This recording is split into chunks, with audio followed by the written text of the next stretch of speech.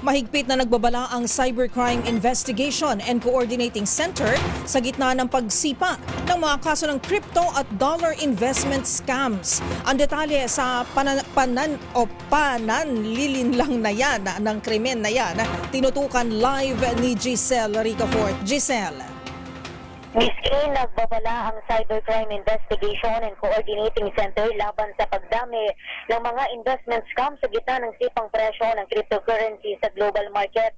Ayon kay CICC Executive Director Alexander Ramos, 14 na ang nabiktima ng dollar at cryptocurrency scam simula noong isang linggo lamang. Karamihan daw sa mga scammer ay dayuhan na nangangako ng malaking halaga ng pera kapag pumasok sa crypto investment.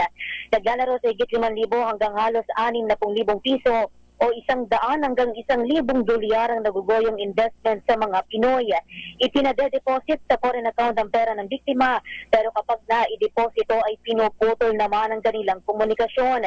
Sinabi ni Ramos na naglabas na rin ng babala ang US-based na Federal Trade Commission at hinimok yung ating mga kababayan na agad alertuhin ang mga otoridad. Ito si Giselle Ricafort para sa DZRH, una sa Pilipinas, una sa Pilipino. Maraming salamat, Giselle Ricafort.